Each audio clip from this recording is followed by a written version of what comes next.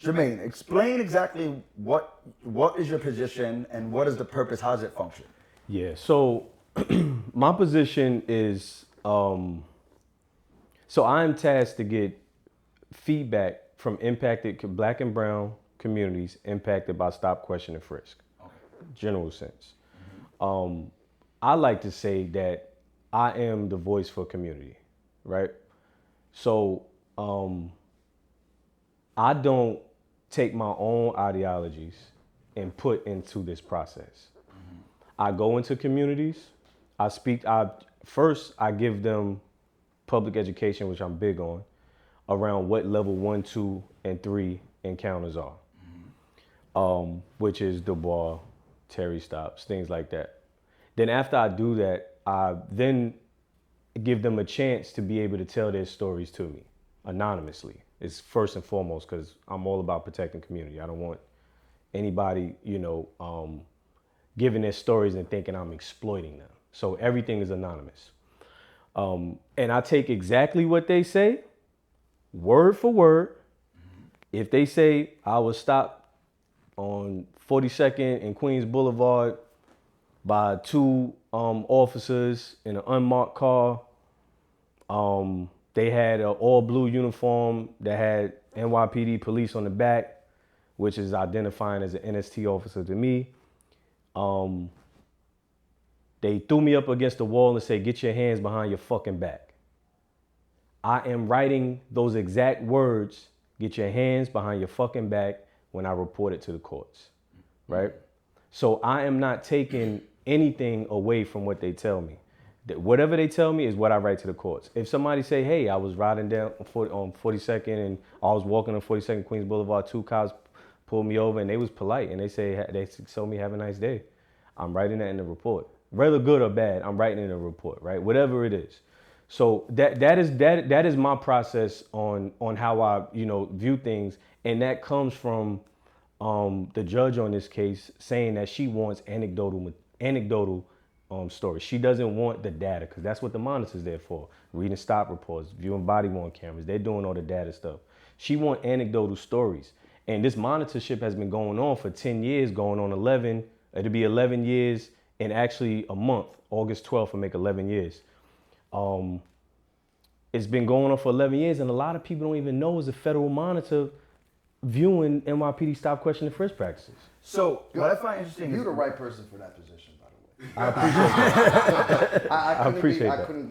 You're the right. That's everything you said. I just want you that everything. I agree.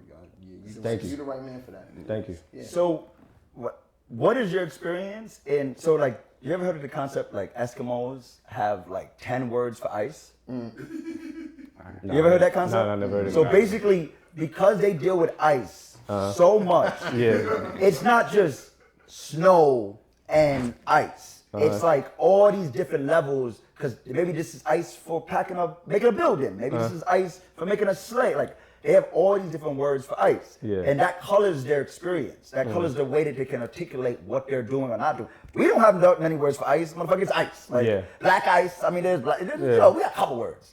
Sleep. So, but like, I'm thinking of all the words. So, but like, in you explaining what we're really here for is to express the 4 levels of the board. What is their reaction to that? Do they are you teaching them a different language? Does it help them express their experiences better or frame it?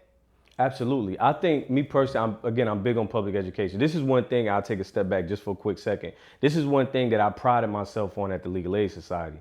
Because when I got to Legal Aid and I became an organizer there, I was trying to figure my way in that space because it was never an organizer at Legal Aid. So it wasn't no model to what the hell I was supposed to be doing.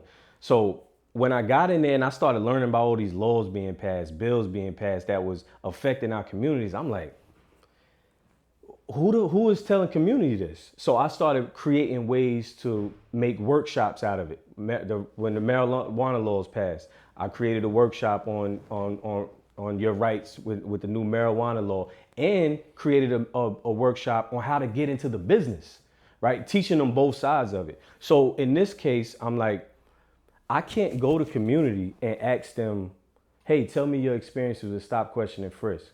Oh, I was stopped yesterday. Oh, what happened? Officer came to me and asked me, did I see what happened around the corner? Because it was some fight or something. Okay, actually, that's not a stop.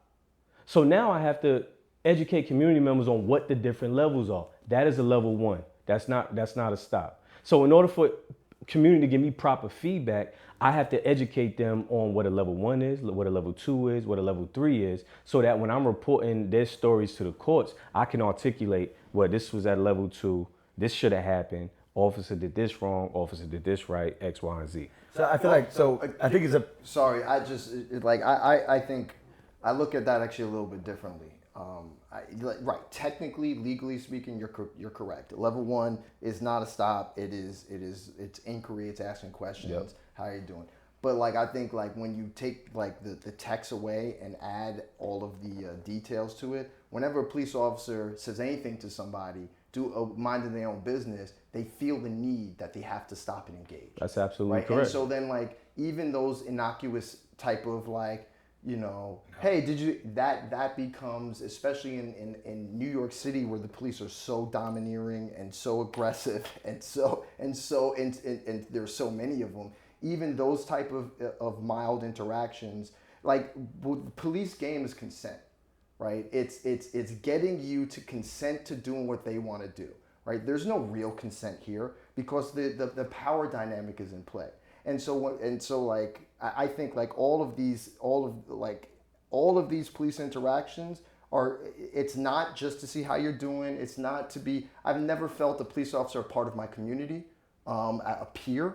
I've always felt them as an invading force. Like you can't go to any projects in New York City and you got spot towers, like prison towers that they erect. You have spotlights posting up places. This is an invading force. These are not members of the community. You cannot pretend to be part of the community and talk to me like an everyday person when your presence in my neighborhood, in my community, is that of a military occupying force. So all police interactions, and people are really surprised when I say this to them. If you're walking down the street, hey, excuse me, I'm not excuse me, I'm not hey, I'm not answering to you, I'm not stopping, I'm walking away. I'm not because consent is police officers' #1 tool to turn around and screw you with it. Anything you can and say will be used against you. Anything you can and say.